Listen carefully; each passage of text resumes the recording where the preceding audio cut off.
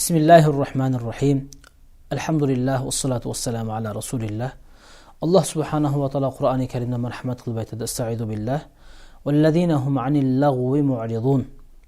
Haqiqiy mu'minlar Alloh subhanahu va taologa yaqin bo'lgan, baxt saodatga yetgan, Alloh taologa muqarrab, Allohga yaqin bo'lgan, darajasi baland bo'lgan mu'minlar, jannatga ega bo'ladigan mu'minlar lag'v bo'lgan narsalardan saqlanadi.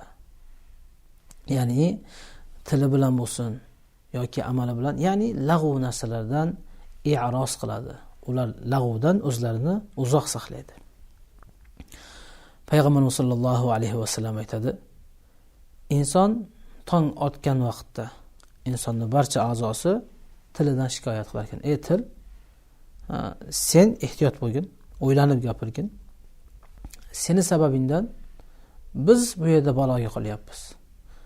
Yomon gapirib qo'yasan, birovni orqasidan gapirib qo'yasan, birovni xafa qilib qo'yasan, kalta yegan biz.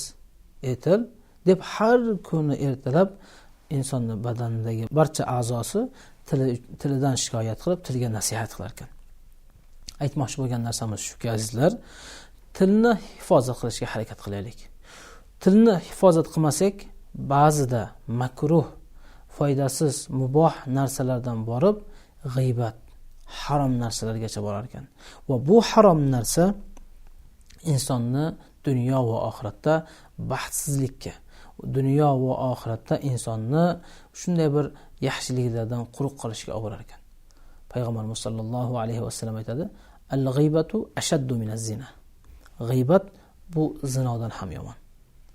Demoqchi bo'lgan narsamiz shuki, azizlar, inson bilmagan holatda birovdan xafa bo'lar ekan, birovni yomon ko'rar ekan. Hayotda bo'ladi bu narsalar. Bo'lmasdan ilojisi yo'q. Kimdir qo'shnisi, kimdir aka-ukasi, yaqin birodari, uzog'i, do'stlari yoki qaysi bir inson bilan xafalashib qolsa, ikkinchi bir odamga borib uni yomonlab beradi. Payg'ambarimiz sollallohu alayhi vasallamdan so'raldi: "Ya Rasululloh, agarda bir odam ikkinchi bir odamning bor ayblarini aytsa, o'shanda ham g'iybat qiladimi?" deganda, "Ha, albatta, in kana fihi faqad ig'tabtahu." Agarda bor sifatlarini aytsang, sen unda g'iybat qilding. Va illam yakun, agarda sen aytgan narsalar u odamda bo'lmasa, faqad bahattahu, unda sen buxton qilding, sen tuhmat qilding, unda sen yolg'on gapirding. Hurmatli aziz birodar, bu til insonni yaxshilikka olib boradi yoki yomonlikka. Lekin ko'pchilikni yomonlikka olib boradi. Xossatan ayollarni da Payg'ambarimiz sollallohu alayhi vasallam hadislarida zikr qilib ketgan. Demak azizlar, har birimiz tilimizni muhofaza qilaylik va tilimizga ehtiyot bo'laylik. Xossatan g'iybat masalasi. G'iybatning gunohi bu og'ir. Albatta boshqa gunohlarning o'z o'rni bor, lekin g'iybat bu kabira gunohlardan. Bo'lganda ham huququl ibaddan, ya'ni bandalarning haqqi.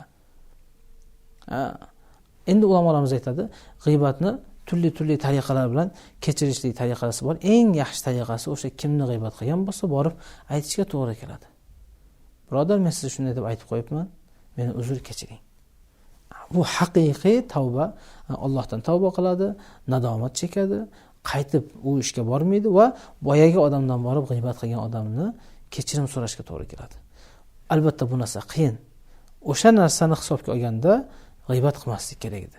Aziz birodar, aytmoqchi bo'lgan narsamiz shuki, g'iybat masalasi juda og'ir masala. Ertaga qiyomat kuni bu insonning holati ham og'ir bo'ladi.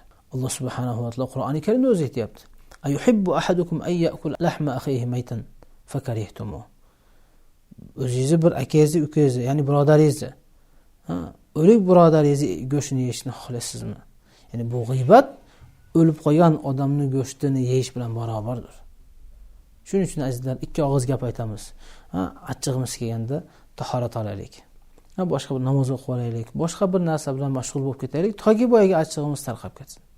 Bir odamni gapirib qo'yib va orqasidan nadomat chekishni bu hojati yo'q.